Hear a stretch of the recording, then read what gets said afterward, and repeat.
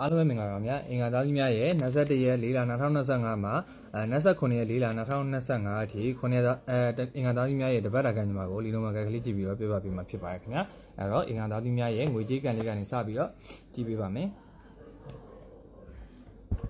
ငွေကြေးကံလေးကတော့ဒီတပတ်တာကာလမှာဆုံးဖြတ်အခက်ဝေခွဲအခက်နေတယ်ပေးနိုင်တာတွေကပေးနိုင်မလို့မပေးနိုင်မလို့ဒါမျိုးလေးတွေဖြစ်နေတဲ့တပတ်တာကာလဖြစ်ပါတယ်ရရရှိတာတွေကလည်းရတယ်လို့များတယ်လို့ဖြစ်နေမဲ့တပတ်တာကာလမမဆောင်ဖြစ်နေပါတယ်အဲ့တော့ငွေကြေးကံလေးကတော့ညံ့နေပါတယ်ခင်ဗျာဆက်လက်ပြီးတော့ကျွန်တော်အလုပ်ကံလေးကိုကြည့်ပေးပါမယ်အင်္ဂါသားသမီးများရဲ့အလုပ်ကံကတော့ဒီတပတ်တာကာလမှာအနေငယ်ခက်ခဲပြီးမှအဆင်ပြေမယ်ဆိုတဲ့နမိတ်ကိုမြင်ရတယ်ပေါ့နော်အလုပ်ထဲမှာဘာပဲလုပ်လို့အစားတော့ခက်ခဲနေလိမ့်မယ်ခက်ခဲပြီးတော့မှ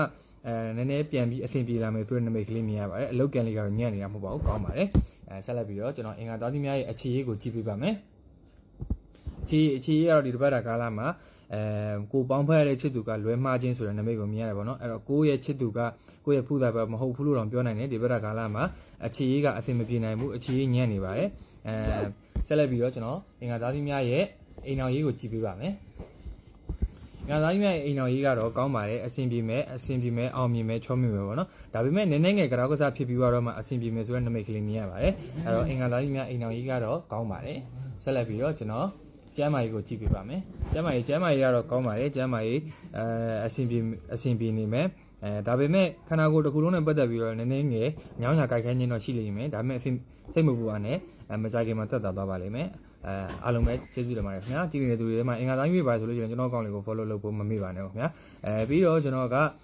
တရက်ပေါ့နော်ကျွန်တော်ရဲ့တီးတန့်အဟောတွေကိုကျွန်တော်10ရောက်ပဲကျွန်တော်မြေတာကျင်းနဲ့ဟောပေးပါတယ်ပြီးတော့ကျွန်တော်နားပါတယ်အဲ့တော့အဲ့ဒါလေးတတိပေးချင်တာပါကျွန်တော်အများကြီးမဟောတဲ့အတွက်ကြောင့်မို့လို့တခါလေကြားလို့ရှိရင်အများကြီးလာမေးလို့ရှိရင်ကျွန်တော်ပြန်မဖြေတာလေးတွေရှိရပေါ့နော်အဲ့ဒီအတွက်ကြောင့်လေစိတ်